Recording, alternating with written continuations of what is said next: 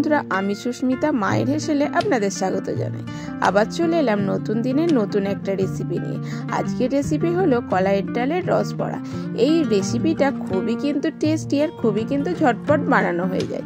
তার জন্য এখানে কলাইয়ের ডাল নিয়ে নিতে হবে। কলাইয়ের ডালটা আমি আগের দিন রাতে ভিজিয়ে রেখেছিলাম, তার জন্য দেখুন খুব সহজেই বেশ ফুলে উঠেছে আর খুব নরম হয়ে গেছে। এবার ভালো করে মিহি করে আমি মিক্সার জারেতে একটু পেস্ট করে নেব। পেস্টটা খুব মিহি করে করে নিতে হবে, যাতে একটু খচার ভাব না থাকে, তাতে কিন্তু খুবই সুন্দর হবে। ভালোভাবে আমি দেখুন এখানে জল দিয়ে একটু ভালো করে মিহি করে একটা পেস্ট তৈরি করে নেব। আর এখানে বেশি জল দিলে হবে না, যে রকম অল্প করে জল দিয়ে ভালো করে একদম দেখুন মিহিভাবে আমি পেস্টটা তৈরি করে নিয়েছি। এবার একটা জারের মধ্যে আমি পেস্টটা নিয়ে নেব। এবার ভালো করে আমি সামান্য এক কুচি লবণ দিয়ে আমি ভালো করে ফাটিয়ে নেব। যত ভালোভাবে ফাটাবেন ততই কিন্তু এই বড়াটা ফুলবে আর ততটাই কিন্তু রসটা ভেতরে প্রবেশ করবে। সুন্দরভাবে এইভাবে ফাটিয়ে নেব। দেখুন এইভাবে ফাটিয়ে নিলে খুব সহজেই কিন্তু সুন্দরভাবে একটা মিহি পেস্ট হয়ে যাবে। আর ফাটাতে ফাটাতে দেখবেন এই ব্যাটারটা পুরো একবারে মাখনের মতো হয়ে যাবে আর সুন্দর দেখবেন ফুলে উঠবে। আর আমার চ্যানেলে যদি নতুন বন্ধু হয়ে থাকেন তাহলে চ্যানেলটাকে সাবস্ক্রাইব করে পাশে থাকা বেল আইকনটিটাকে প্রেস করে রাখবেন। আর আমার দেখুন কিভাবে পেস্টটাকে বুঝবেন, সেটা হলো জল দিতে হবে, জলের মধ্যে এইভাবে বড়ির মতো দিতে হবে, তাহলে দেখবেন খুব সহজেই ওপর দিকে ফুলে উঠবে। তাহলেই বুঝবেন দিয়ে সুন্দরভাবে ফাটানো হয়ে গেছে। দেখুন আমি তুলে নিলাম। এবার আমি এখানে একটা শিরা বানিয়ে নেব। শিরাটা আমি অল্প চিনি আর অল্প এখানে খেজুর গুড় দিয়ে আমি শিরাটাকে বানিয়ে নেব। দেখুন চিনিটা গলে যাওয়ার পর এখানে হাফ কাপ মতো আমি এখানে খেজুর গুড়ের রস দিয়ে দিলাম। ভালো করে আমি রসটাকেও ফুটিয়ে নেব। এবার এই শিরাটা সাইডে রেখে দিয়ে আমি ছোট ছোট বড়ির মতো করে আমি ভেজে নেব। সুন্দরভাবে দেখুন খেজুর গুড়টা আস্তে আস্তে দিয়ে দিতে হবে আর ভালো করে মিশিয়ে নিতে হবে এই জলের সঙ্গে। তাহলেই দেখবেন খেজুর গুড়ের যে রসের শিরা সেটা কিন্তু সুন্দরভাবে বানানো হয়ে যাবে। আর এই রস বড়াটা খেজুর গুড় দিয়ে করলে খুবই টেস্টি, আরও দ্বিগুণ বেড়ে যায়। দেখুন রসটা বানানো হয়ে গেল। এবার আমি কড়াইয়ের মধ্যে সাদা তেল দিয়ে দিলাম আর ছোট ছোট আকারের বড়ি এখানে দিয়ে দিচ্ছি।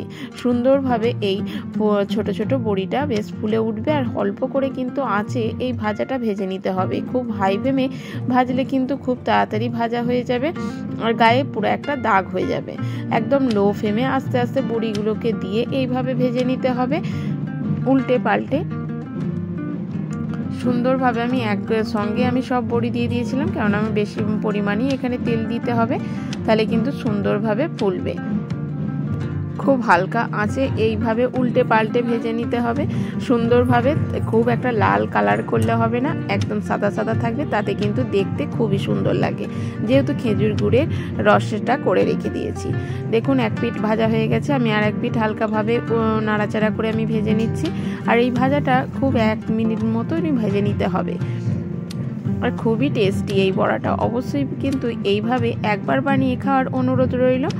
দেখুন কত সুন্দর ভাজা হয়ে গেল। এইভাবে নাড়াচাড়া করে আমি ভাজা হয়ে গেছে। এবার তুলে নেব অন্য পাত্রে। দেখুন কত সুন্দর বড়াগুলো ভাজা হয়ে গেছে। এরকম আপনারা শুকনো বড়াও খেতে পারেন, তাতে কিন্তু আরও ভালো লাগে খেতে। আর আমি এখানে চিনি সেরা করে বানিয়েছি, তাতে কিন্তু আরও দ্বিগুণ বেড়ে গেছে স্বাদটা। এবার আমি যে রসটা বানিয়ে রেখেছিলাম, রসটা কিন্তু অনেকটাই গরম আছে, এবার দিয়ে দিলাম। আর ভালো করে চামচে করে আমি রসের সঙ্গে এই বড়াগুলোকে মিশিয়ে নেব, যাতে খুব সহজেই কিন্তু রসটা ভিতরে প্রবেশ করে যায়। অবশ্যই কিন্তু রসটাকে গরম অবস্থাতেই কিন্তু বড়াগুলো দিতে হবে, ঠান্ডা হয়ে গেলে কিন্তু রসটা ঠিকমতো বড়ার মধ্যে প্রবেশ করবে না। ভালো করে আমি এইভাবে নাড়াচাড়া করে আমি 10 মিনিট পর ঢাকা দিয়ে দিলাম। ঢাকা দেওয়ার পর আপনাদের দেখাচ্ছি, দেখুন কত সুন্দর বড়াগুলোর কালারটাও চেঞ্জ হয়ে গেছে আর বড়াগুলো দেখুন কতটা ডবল হয়ে গেছে ফুলে। আপনাদের একটা দেখাচ্ছি, দেখুন কতটাই সুন্দর, এই খেতে কিন্তু আরও দ্বিগুণ সুন্দর। অবশ্যই কিন্তু এইভাবে বানিয়ে একবার খাবেন। আমি এবার অন্য পাত্রে তুলে নেব আর গরম গরম এইভাবে আমি পরিবেশন করব। তা আজকের রেসিপি আপনাদের কেমন লাগলো অবশ্যই কিন্তু কমেন্ট করে জানাবেন। আপনাদের এক একটা কমেন্ট আমাকে আরও উৎসাহ এনে দেয় নতুন রেসিপি আপনাদের সঙ্গে শেয়ার করার জন্য। আর আমার চ্যানেলে যদি নতুন বন্ধু হয়ে থাকে তাহলে চ্যানেলটাকে সাবস্ক্রাইব করে পাশে থাকা বেল আইকনটিটাকে প্রেস করে রাখবেন, যাতে আমি কোনো নতুন রেসিপি ছাড়ার সঙ্গে সঙ্গে সবার আগে আপনাদের কাছে নোটিফিকেশান চলে যায়। দেখুন কতটা লোভনীয় হয়েছে। অবশ্যই কিন্তু এইভাবে একবার বানিয়ে খেয়ে দেখবেন। এবার ওপর থেকে আমি রসটাকে দিয়ে দিলাম আরও সুন্দর দেখতে দেখার জন্য। সম্পূর্ণ ভিডিওটা দেখার জন্য ধন্যবাদ। ভালো থাকবেন, সুস্থ থাকবেন, ঘরোয়া রান্নাবান্না খাবেন। আবার পরের দিন দেখা হচ্ছে নতুন রেসিপির সঙ্গে।